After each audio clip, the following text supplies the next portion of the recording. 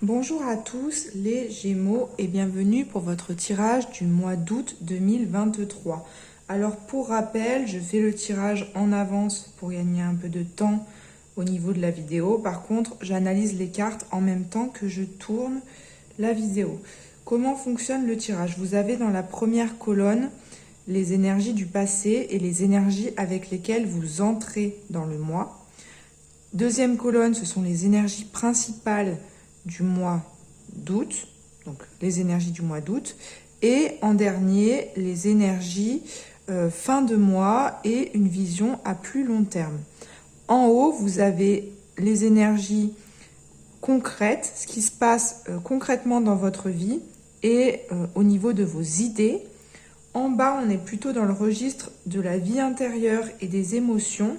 Et ici, on a l'énergie générale qui ressort avec le plus d'intensité, on va dire. Ok. Alors, donc on commence avec l'énergie avec laquelle vous entrez dans le mois d'août. Vous entrez avec l'énergie du choix à faire et du choix où ce n'est pas très clair. Les pistes sont brouillées. On a du mal à discerner quelles sont les bonnes décisions pour nous et quels sont les pièges. Ok ? On sent qu'il y a plusieurs propositions, plusieurs options, plusieurs pistes possibles et il y a comme une grande confusion autour de la décision que vous devez prendre. Et vous êtes à un moment décisif où vous sentez qu'il y a un choix à faire et ce choix, vous avez du mal à le faire parce que choisir, c'est renoncer. Donc si on choisit une option, il y a d'autres choses auxquelles on doit faire une croix dessus. On voit que concrètement, il y a quelque chose avec la 9 de coupe retournée qui ne se passe pas comme vous l'auriez voulu. On vous dit que peut-être que vous avez mis des attentes dans une certaine situation donnée et ces attentes sont en décalage avec la réalité et donc forcément ça ne fonctionne pas parce qu'il y a un tel écart entre vos attentes et le réel que vos espoirs sont en quelque sorte déçus. Vous voyez que une relation ou une situation ne prend pas la tournure que vous aimeriez. Ok ? Maintenant, au niveau de ce que vous ressentez, vous, dans votre cœur, c'est alors peut-être l'envie de partir. Donc là, on a un personnage qui est sur une rive et qui regarde la mer et qui se dit « j'aimerais bien franchir le cap, prendre une certaine direction ». Et pour l'instant, vous hésitez. Ok, vous êtes dans l'hésitation, mais vous avez envie de franchir ce cap, de regarder, il y a comme un petit muret là, mais c'est un muret qui reste facile à franchir. Vous le sentez, c'est à votre portée. Vous vous sentez capable de faire ce pas et d'aller au-devant et d'aller expérimenter des choses nouvelles. D'ailleurs, l'énergie principale de votre tirage, l'énergie qui est au cœur de votre tirage et donc qui est au cœur du mois d'août, c'est l'énergie du page de bâton.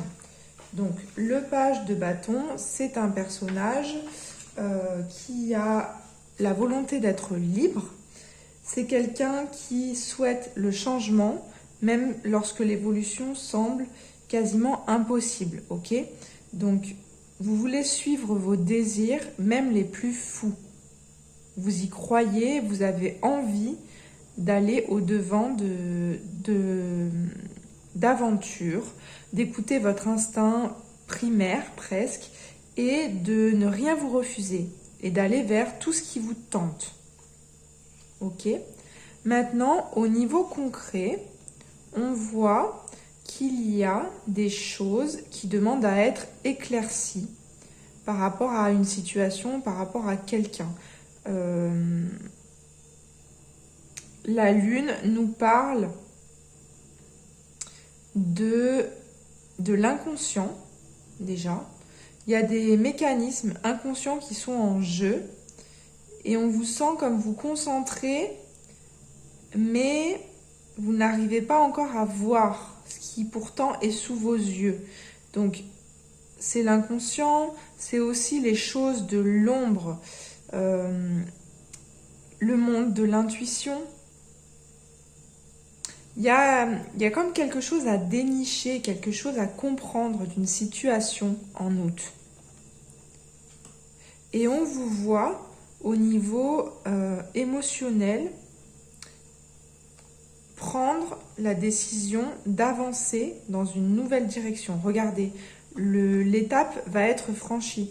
Donc là, c'est envisagé et là, vous passez à l'action.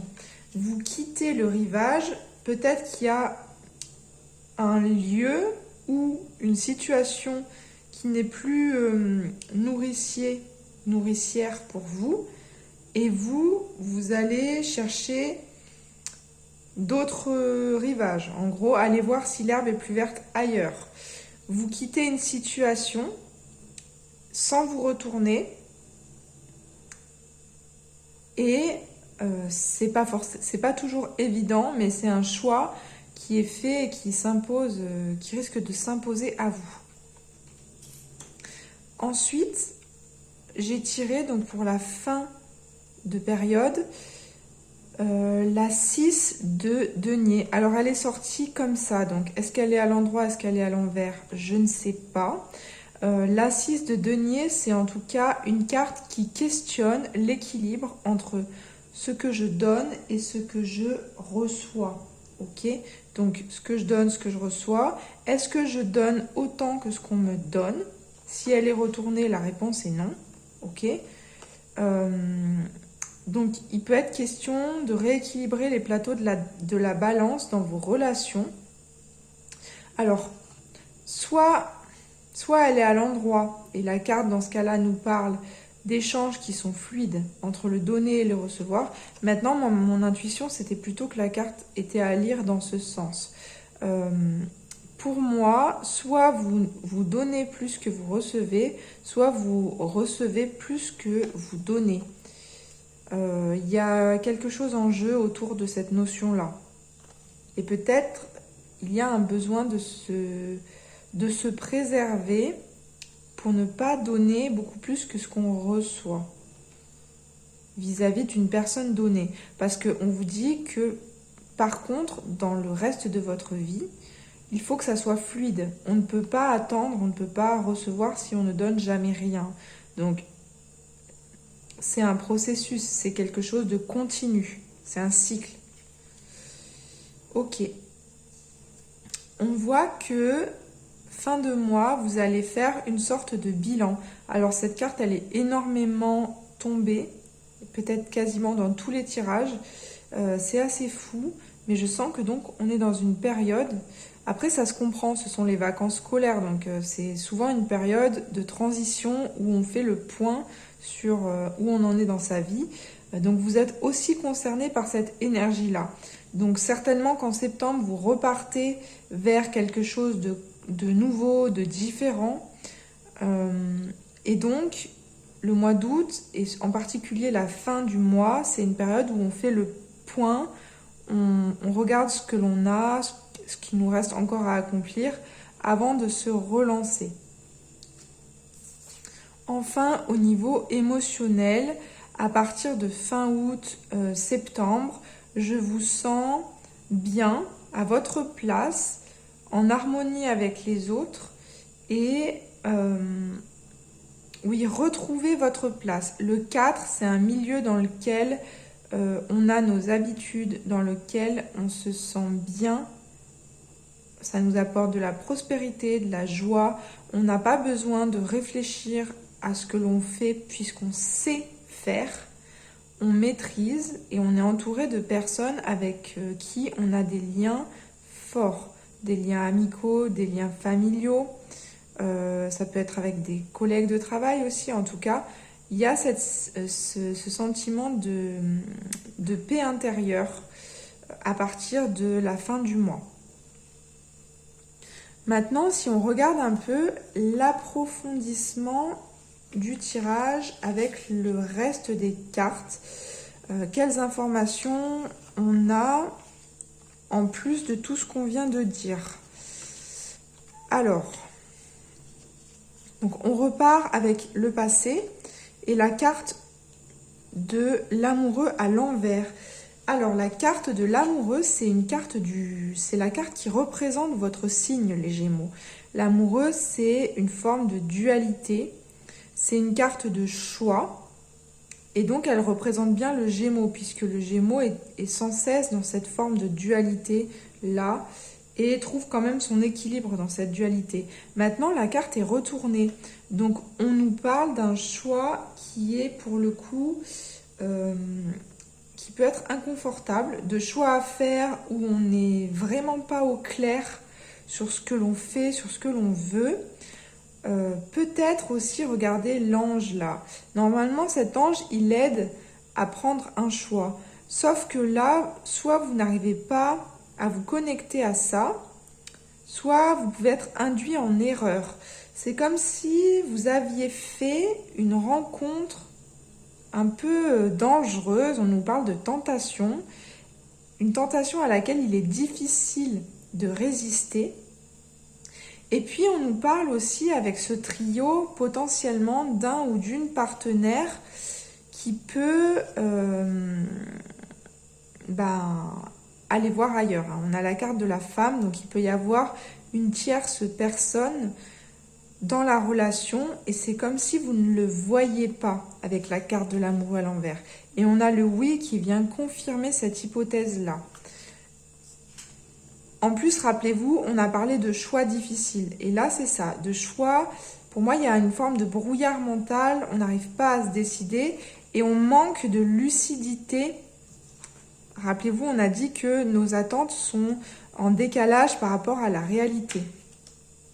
Maintenant, au mois d'août, ce qui est très positif, c'est que vous avez la papesse. La papesse, c'est une carte qui vient nous parler, et même je dirais qui vient nous inviter à écouter notre voix intérieure, notre inconscient.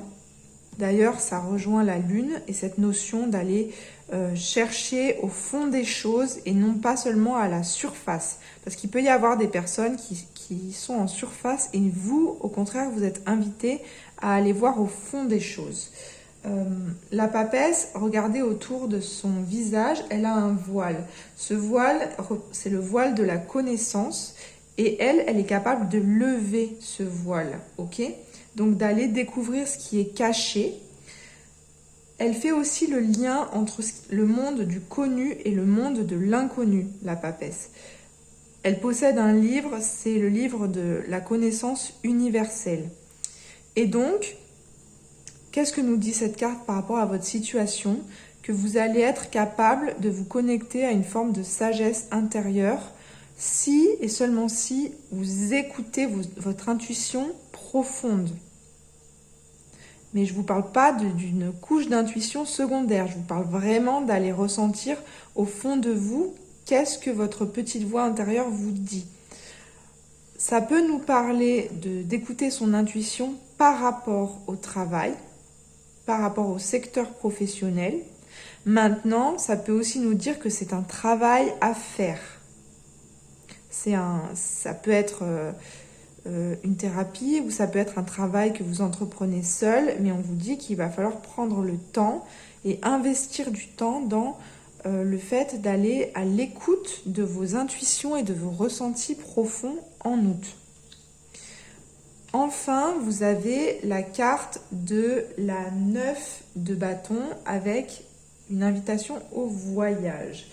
Alors, 9 de bâton, c'est la capacité à réussir même dans l'adversité.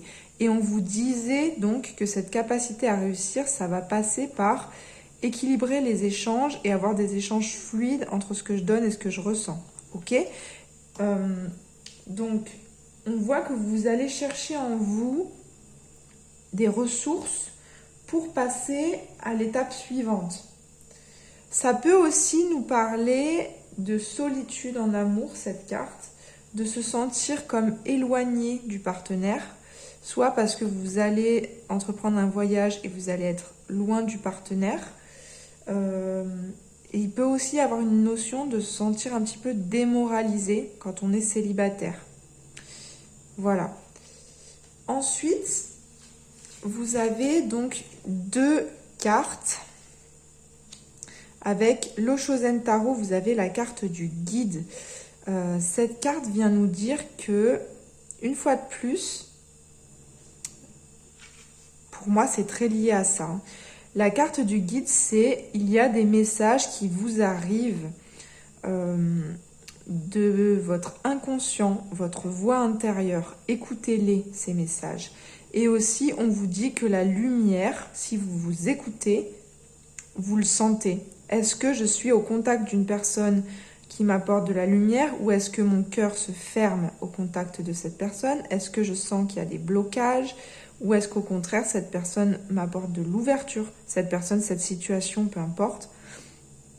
Et on vous dit comme ça de suivre la lumière et de laisser la lumière se répandre au point qu'elle prenne toute la place. C'est beau, hein? Ensuite, vous avez la carte de l'entrave. Et cette carte nous dit que si vous croyez en vos rêves, rien ne vous empêche d'atteindre votre idéal de vie et des objectifs, même les plus fous. Regardez cette petite fille, elle croit voir un nuage et elle croit que son château n'est pas accessible. En vérité, elle le tient déjà entre ses mains, le château. Il y a une ficelle qui la lie déjà au château et ça, c'est que du brouillard, ça va se dissiper, c'est rien. Allez, donc on va lire la carte de l'entrave pour terminer. Donc c'est la 17. Alors, l'entrave, rien ne vous empêche d'avoir ou de faire ce que vous voulez. Toutefois, les limites que vous rencontrez dans la vie sont celles que vous vous mettez par vos pensées, vos paroles ou vos actions. Vos pensées, vos paroles et vos actions sont créatrices. Votre réalité extérieure est le miroir de qui vous êtes intérieurement et de la manière dont vous envisagez la vie. Dès que vous constatez que quelque chose ne vous convient pas, trouvez. À quel aspect de vous cela correspond-il? À quelle croyance ou pensée limitante cela fait-il écho? Vous avez besoin de rééduquer votre mental, ce qui vous donnera plus de pouvoir sur ce qui se passe dans votre vie. Voilà, donc on vous incite vraiment à réajuster tout ce qui est pensée négative et à prendre conscience quand il y a une pensée négative qui intervient et à reformuler autrement vos pensées. Parce que je pense que vous avez une vision parfois limitante de vos capacités, de ce qui est possible de faire. Or, les choses sont tout à fait accessibles pour vous. Et puis, on vous dit, une fois de plus, de suivre la lumière, suivre ce qui vous semble évident et juste au niveau de votre cœur. Voilà, donc j'espère que ce tirage vous aura aidé. N'hésitez pas à me faire vos retours dans les commentaires. Je vous souhaite un très agréable mois d'août et à très bientôt les Gémeaux.